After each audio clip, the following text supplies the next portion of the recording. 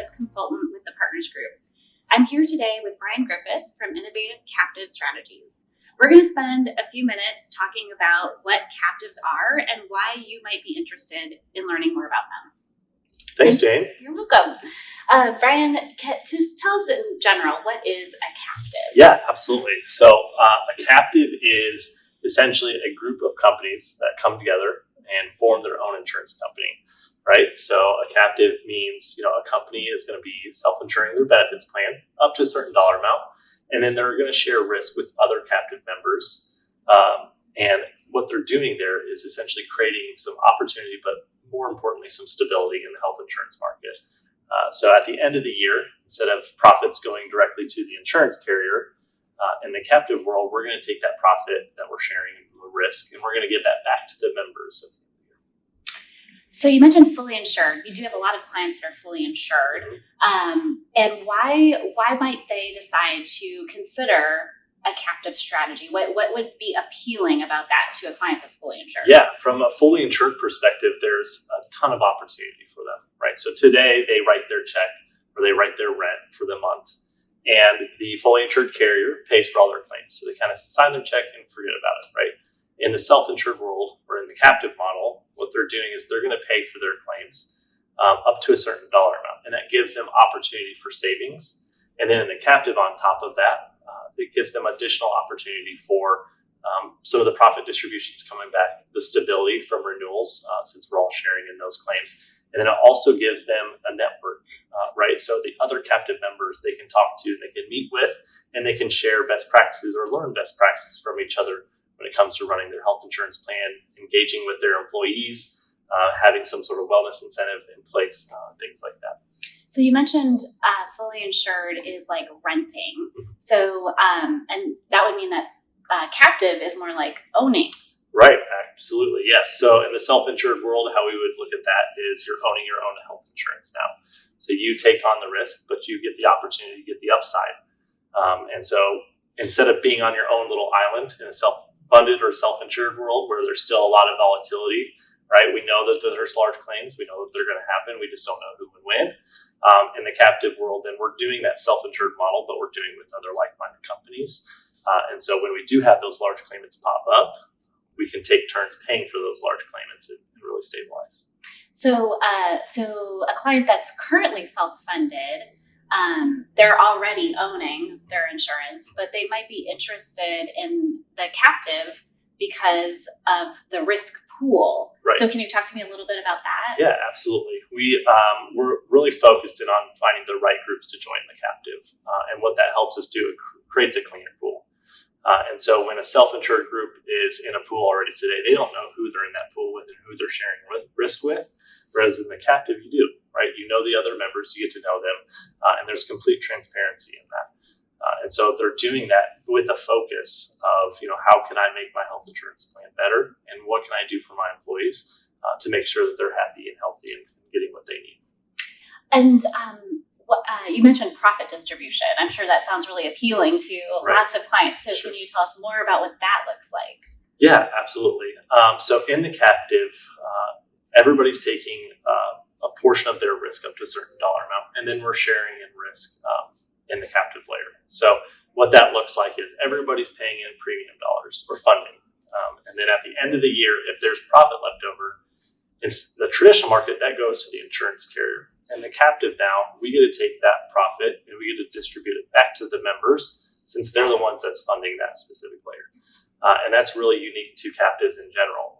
And so we're giving them more opportunity at the end of the day, and we're giving them the stability of their renewals by being a much larger, more predictable group. That's great.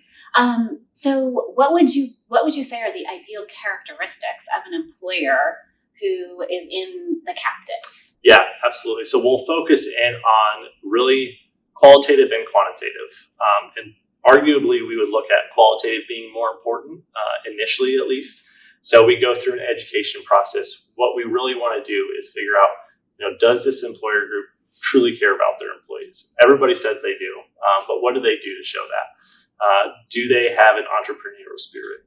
Do they want to take control? Do they want to do something different, right? The captive is completely different than a fully insured or traditional self-insured model.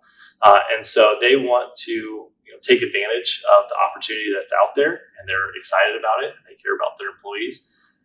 Conceptually, they'll buy into the captive, and that's great. That's what we need. And then on the quantitative side, we typically need at least 50 enrolled employees. We can go upwards of 1,000 employees, but we really find a sweet spot from like about 50 to 500 in that area. And their focus is going to be, how can I take control? What can I do differently in order to provide better benefits or provide for my employees? At the end of the day, if those two align, that's great. But sometimes it takes more than just one conversation to kind of iron that out and figure it out. And I'm sure wellness plays some sort of a component, and it always does in self-funding, so it likely does in the captive as well. Absolutely. If an employer really does have all the characteristics of an ideal client for the captive, but maybe they're not doing a ton with wellness yet, should they still be interested in joining? Yes, they should. The wellness piece of it is going to be something that we'll talk about and we'll educate the group on, but it's not something that's going to be a light switch they just flip on and it's up and running.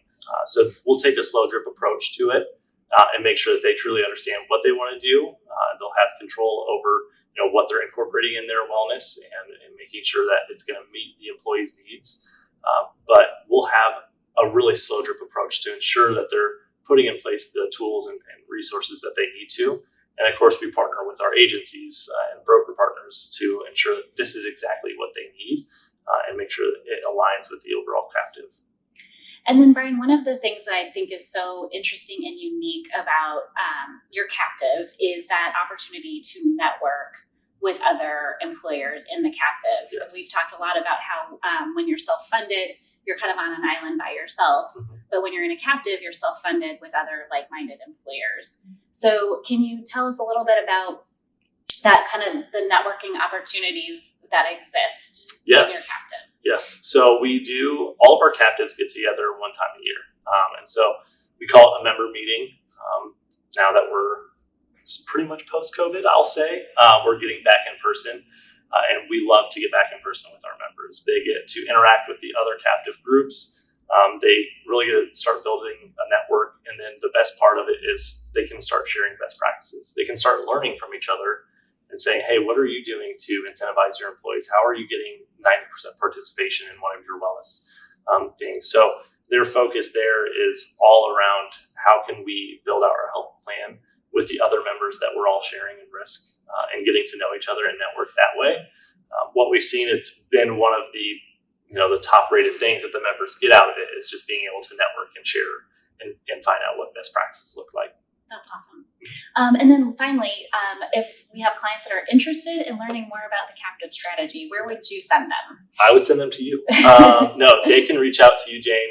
They can reach out to myself, and we can tag everything down below or whatever it may be. But our website is www.yourcaptive.com.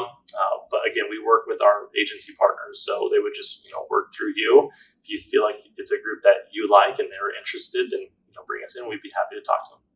Great. Thank you so much. Thank you.